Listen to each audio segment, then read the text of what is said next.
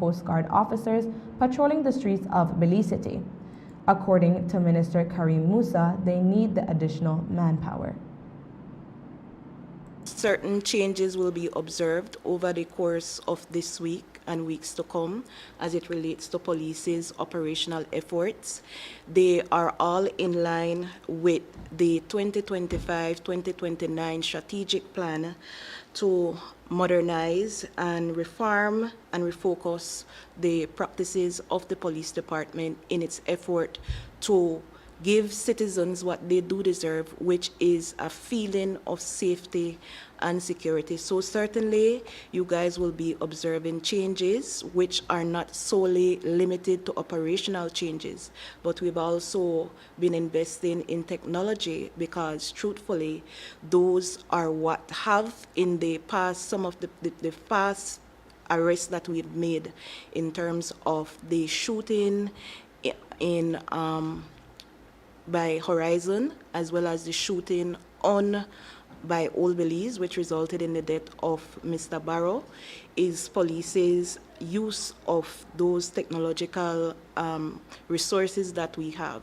So I say all this to say that the police department remains resolute in its decision and its mandate to fight crime and to ensure that each citizen feels safe when it is that they are going about their daily lives. As a department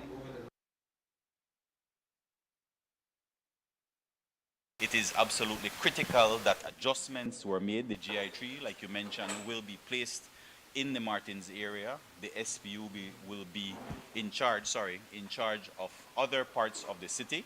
And the GI3 will also be bolstered in their efforts with additional personnel.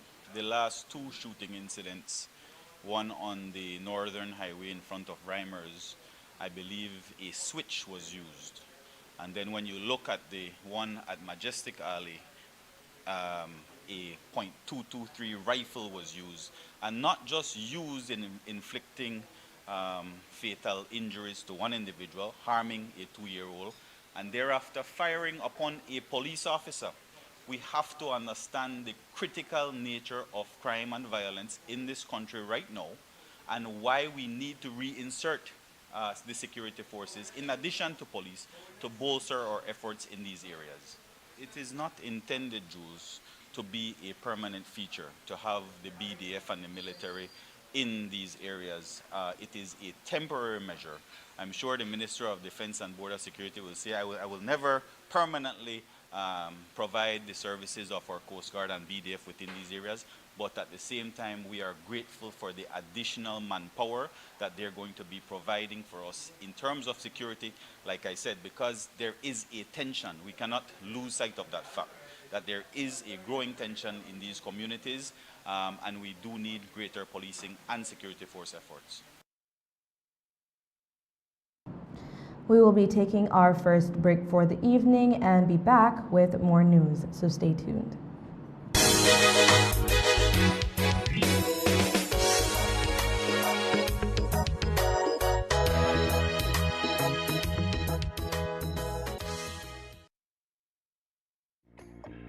Remember, not all light bulbs are created equal.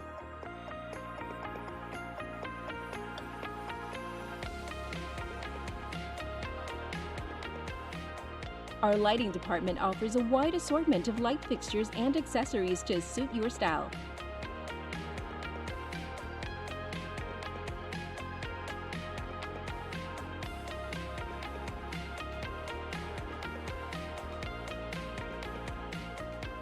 So stop in today and get the right illumination for your homecation. And don't forget your B-Box when you make a purchase. Benny's, quality and savings. Welcome to Design Depot, where you'll find premium quality products from trusted brands, all in one place.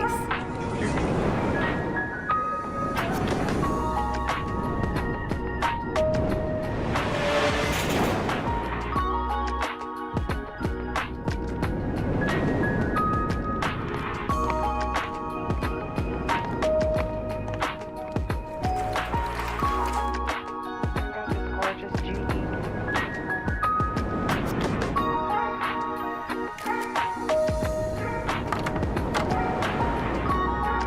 Visit us today for quality products, expert service, and the brands you trust.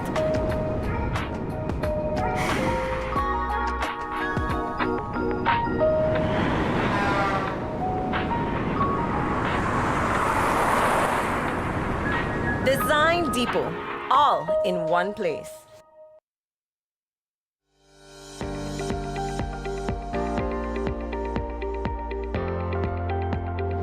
Early this year, a commitment was made by the Ministry of Infrastructure Development and Housing to bridge the communities of Santa Familia and Santa Elena, facilitating the smooth passage of goods and services between the communities. The plan will see the placement of the refurbished haul-over bridge over the Macau River to form that critical link. We have now dismantled the section of the bridge that's coming here, and it will come.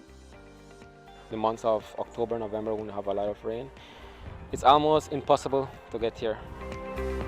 When river get high, it goes on top of the road in Bolitri to Santa Familia, and we still can't go over and work. I know everybody's excited about the bridge. Transportation is more expensive for everyone here due to the long distance getting to town. There's only certain times that the bus passes through the village, and we don't have any taxis here. That's too far. Having a new a bridge and very close, I think that very likely we'll see people either running this way or village people buying their own taxis and trying to run taxi here in the village. It would help college commuters from UB who live here, such as I, because before I would have to wake up at an earlier time, probably around 5 in the morning, so I could get up and catch the 6 o'clock bus that carries people from Spanish Lookout, I believe, to town. Having this new bridge, I think it will be safer for us to travel people to go to town. You know, we'll have more patrols from the police coming across, being on the road as well. I want to say thank you, not only for me as a commuter coming to the village, but they will have better opportunities. The life will be better here in the village. You will be able to travel more. Maybe more products will also be able to come into the village. We'll have new businesses coming into the village, so it will benefit in the growth of the village.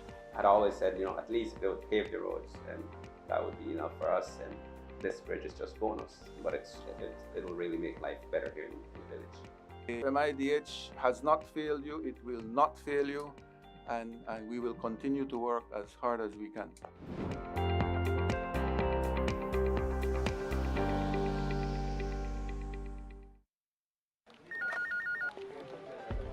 As one of the largest cable and internet providers in Belize, CBC strives to provide our customers with the highest standards of quality, value, and service in all aspects of cable TV and internet. Monitoring our systems closely, our technicians combine creative planning and state-of-the-art technology with years of experience and training to develop and provide the most reliable and advanced cable and internet service to exceed your expectations. For CBC and our team of talented engineers, technicians, and customer service representatives, delivering less than the very best is never an option.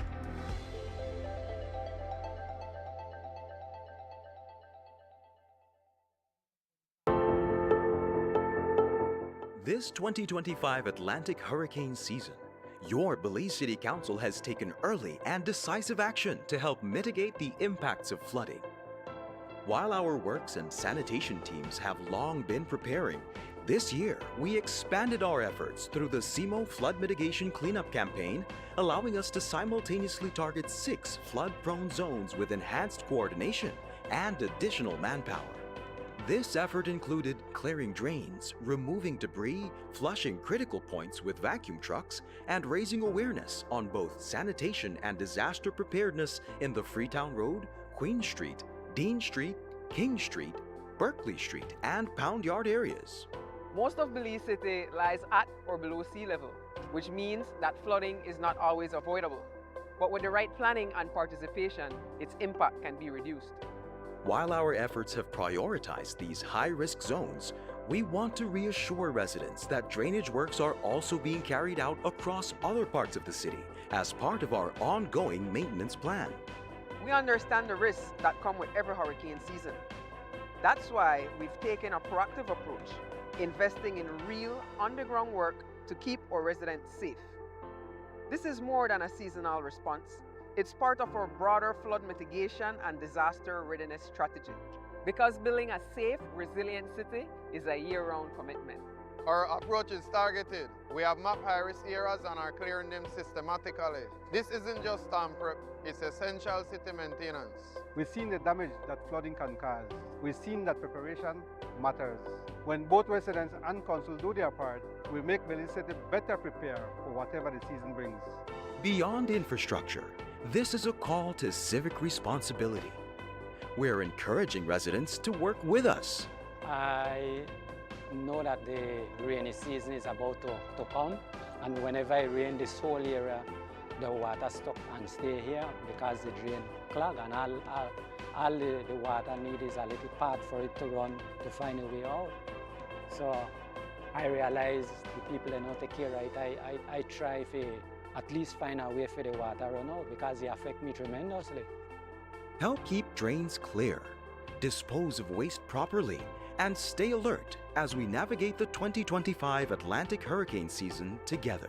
Each and everyone aware that owns a property and have a property, we should maintain the drainage. We should maintain our yard, you know, that's basic. And there's nothing wrong in maintaining the yard. We get up every day for grass there, I pick up, I keep my rake, I keep my stone there, you know, what hard in that?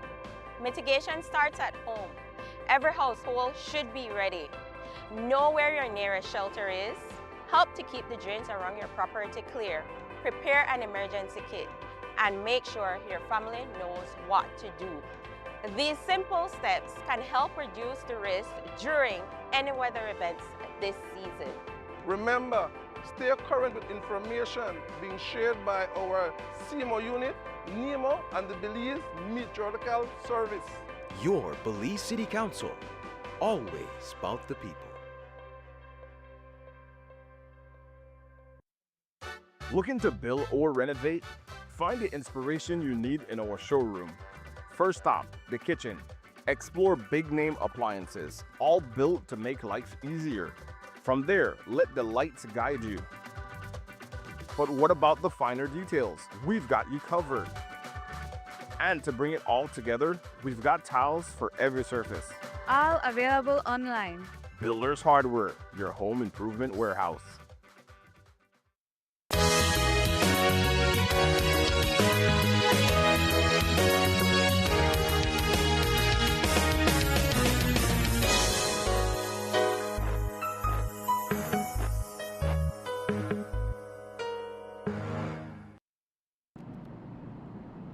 And we are back. Last week, ACP Suzette Anderson submitted her report into Joseph Bunna's kidnapping to the Prime Minister.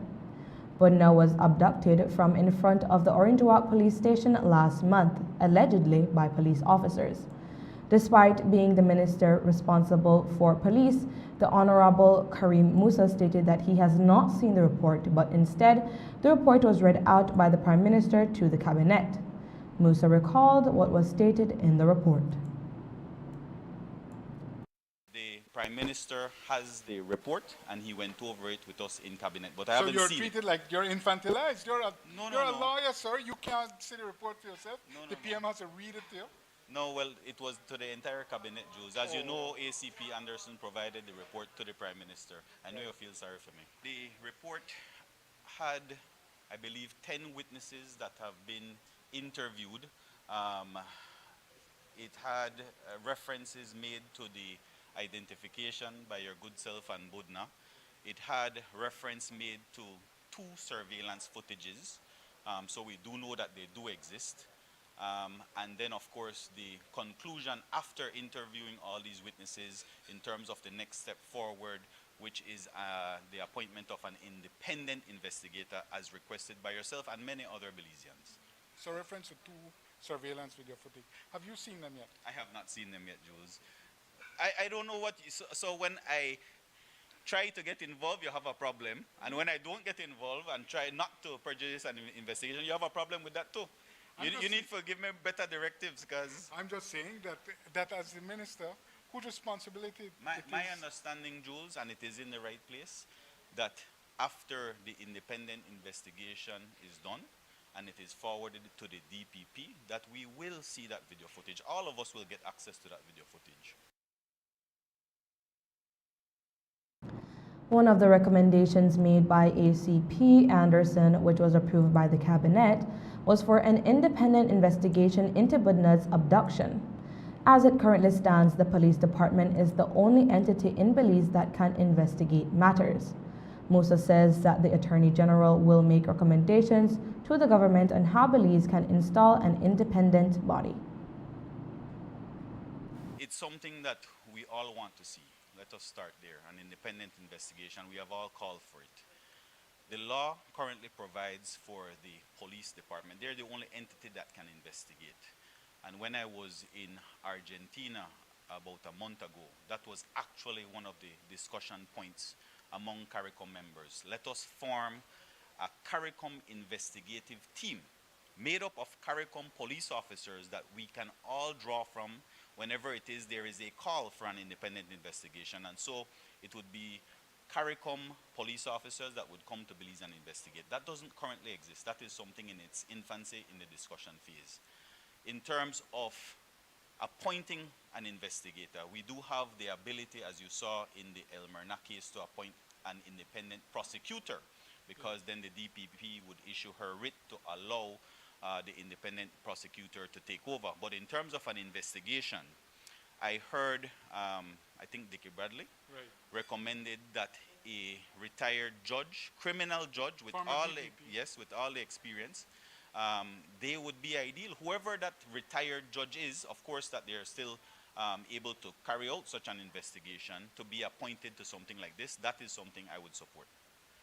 No, in terms of the Attorney General, I'm not known to take advice. Have you consulted with him? He's your former law partner. He will make the decision. Yeah, he's going to give recommendations based on the practice, like I said, regionally, and what is available to us here in Belize. And so we will have to see how it is that the independent investigator can work overseeing the police work moving forward. Before, again, it goes to the DPP. Yeah, but Another decision that was made following ACP's Anderson's report was that Dr. Richard Rosado was reinstated as the Commissioner of Police. What was to be a 45-day administrative leave ended up only lasting 22 days. Minister Kareem Musa says that it was time to bring him back, especially with the current state of Belize. We have to understand the critical time that we are living in. And if the police have investigated a matter and have found nothing to implicate or incriminate the Commissioner of Police, we need certainty right now on the streets of Belize. We need certainty in terms of the directives coming from the Commissioner of Police. And so it was decided at the cabinet level, in terms of this initial report coming out of the investigation, there's nothing there. Let us put him back, because we need to move forward with other issues that we're facing in terms of the crime and violence in Belize. Now, if it is that the independent investigator or down the road the DPP says, listen, this particular thing has to happen, and somehow it implicates any officer, we will deal with those officers. It has to be done. But at this particular time, there is nothing to implicate him. A 30-year-old taxi driver, Joseph Gabriel Vaccaro, has been arraigned in connection to the shooting death of Gaston Barrow, alleged PIV gang member, Gaston Barrow, on September 20th, 2025. Both Henry Carr and Barrow were injured, and Barrow succumbed to his injuries shortly after. Police say Carr has refused to cooperate with the investigation. Barrow was gunned down near mile 4.5 on the George Price Highway after leaving the Old Belize compound with friends. Police say surveillance footage tied Vaccaro to the crime. In court today, Vaccaro, who recently walked free from another murder trial, was not required to enter a plea. He was denied bail and remanded until January 6, 2026. Before leaving the courtroom, Vaccaro claimed police violated his constitutional rights by holding him beyond the 48-hour detention limit.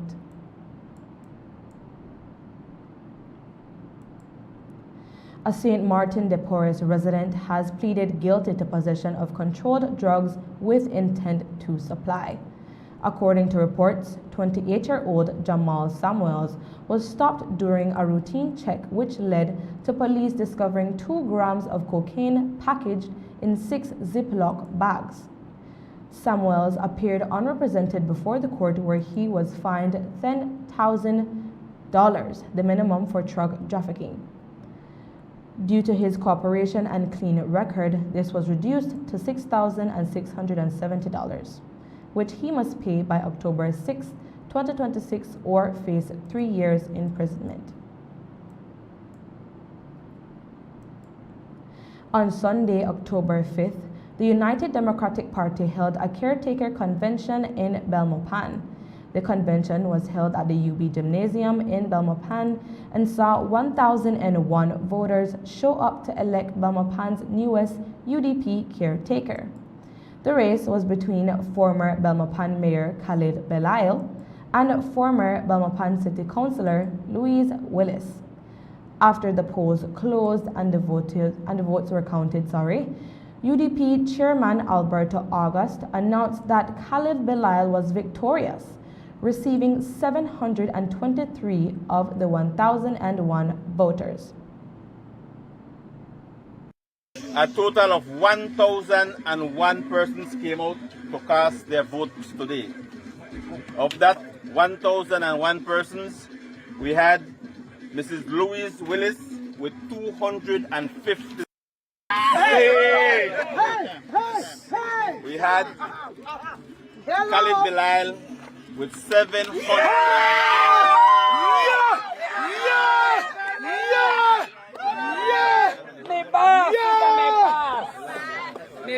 Nobody can tell me I can't hold my back. 723 votes for Khalid Belail, who is now the elected caretaker of the United Democratic Party in the Belmopan constituency. We had 22 rejected ballots in the process. We forgive them. So, as the acting chairman, the vice chairman of the United Democratic Party, I will officially swear in Mr. Khalid Belail as the United Democratic Party. The work begins now of rebuilding our party. But before I go any further, let me acknowledge that she's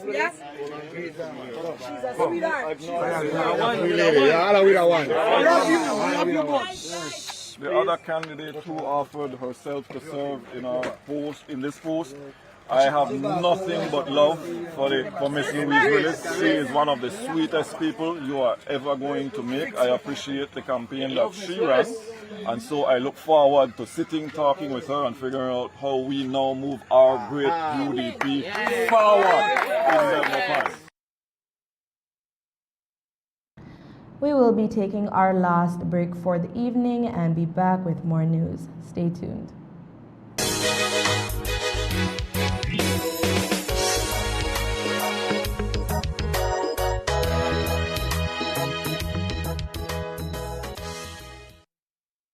Every project starts with the right tools.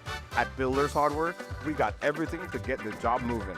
Tools, paint, plumbing, electrical, garden, it's all here from construction start to finish. We're also offering a different kind of power tool. Order anytime, anywhere. Pick up in store or get it delivered to your home. Go to shopbuildersbz.com today and save money with our exclusive online deals. Builders Hardware, making it easier.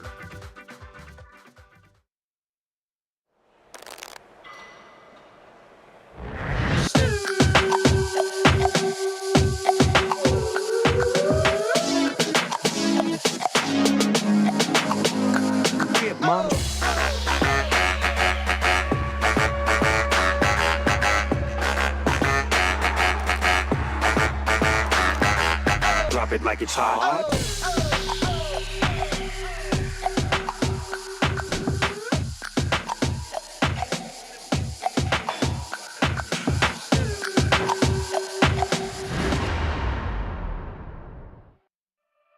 Look here, your kitchen light there and you've never been in the kitchen. But I'm going back in there right now. And the coffee maker? Just to try keep my coffee warm for later. Where do you know? I'll try to think about what to eat. You know the more you open and close the fridge, it takes longer for the food cool. Uh-huh. For a hot day like today, it burns more energy. You charge your phone right now? No.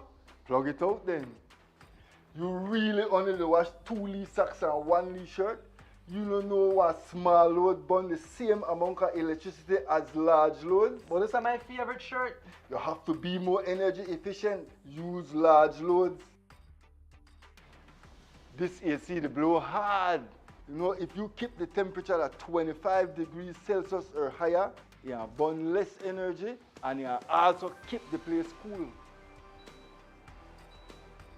And for a nice day like today, turn off the AC, open up the house and make some fresh breeze come in. You know what? I think I get it now. As consumers, we need to be more energy efficient and practice energy conservation.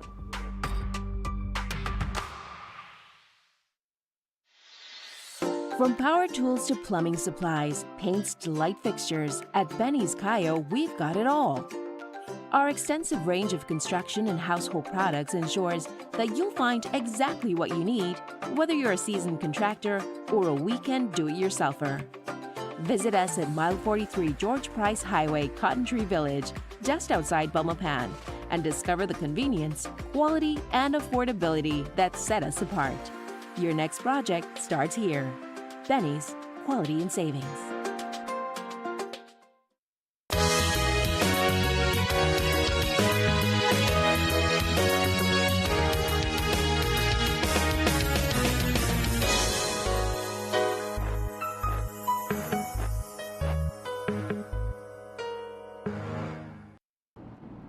And we are back. On October 8th, the residents of Kikaker will have the chance to decide if they want cannabis to be legalized on their island. This weekend, the Hope Not Dope campaign organized a march and rally through the streets of Kikaker, urging residents to vote no come October 8th.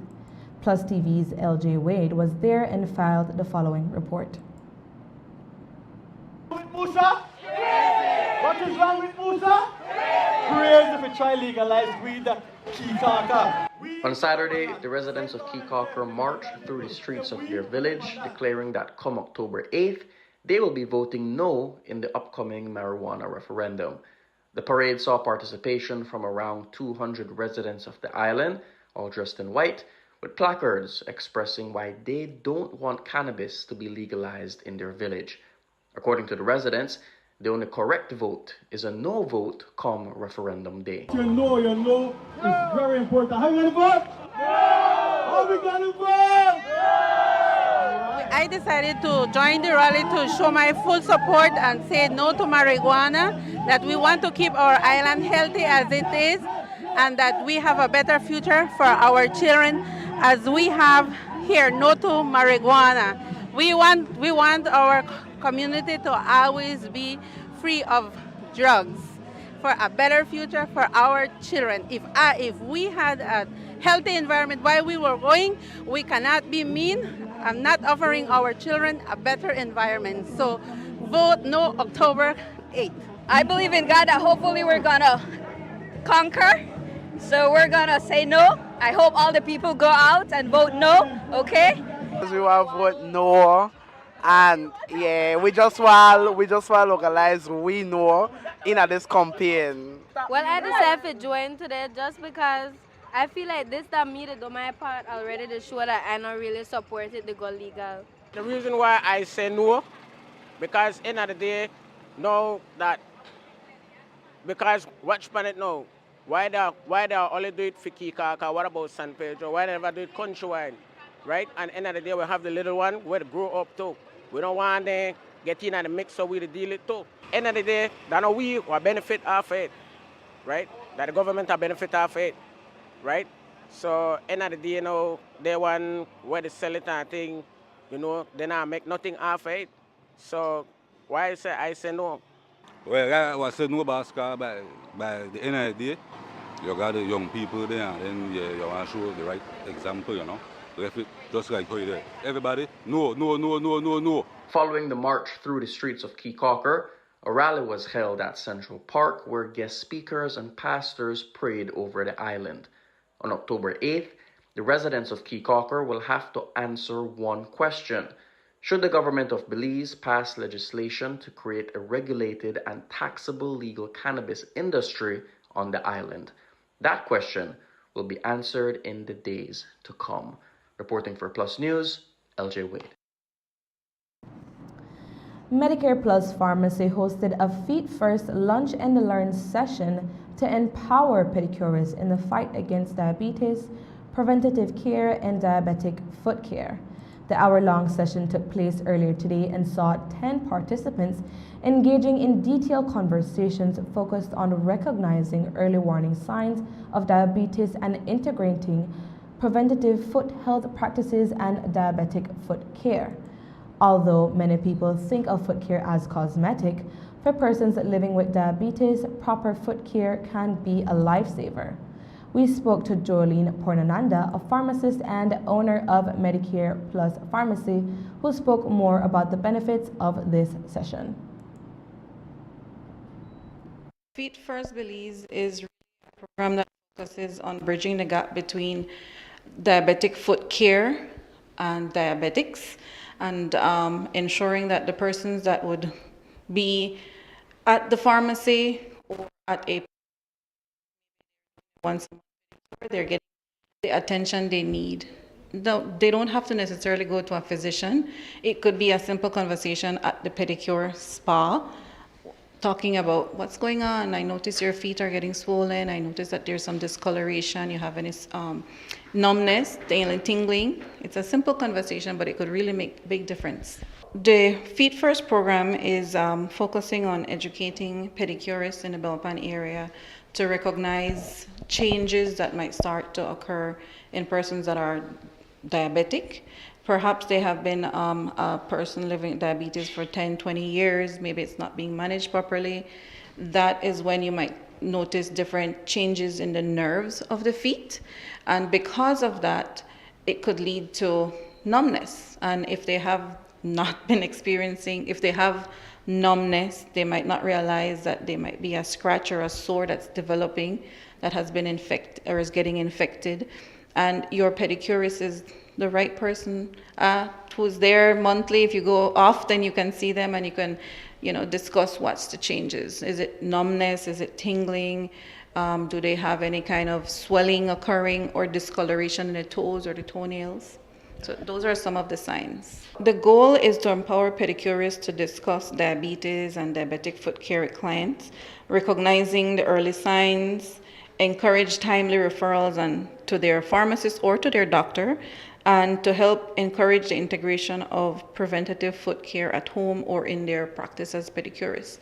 This is a program that we'll be having every 2 weeks on Mondays, so we're inviting pedicurists in the Belpan area who are interested to learn more about diabetes or diabetic foot care to stop in, register with us. It's a free session, and we have collaborated with Dr. Jorge Lopez. He's a dermatologist.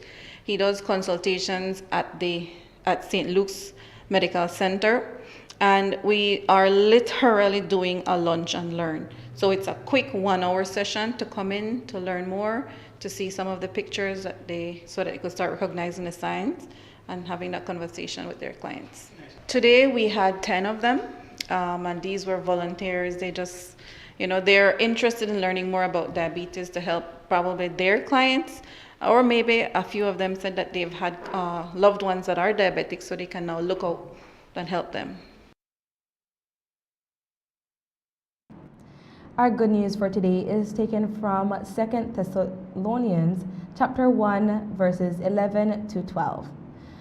And it says, "With this in mind, we constantly pray for you, that our God may make you worthy of his calling, and that by his power he may bring to fruition your every desire for goodness and your every deed prompted by faith. We pray this so that the name of our Lord Jesus may be glorified in you and you in him, according to the grace of our God and the Lord Jesus Christ. And that's the news. Thank you for joining us from all of us here at PlusTv. Have a good night and God bless. I am Nevia Ramos.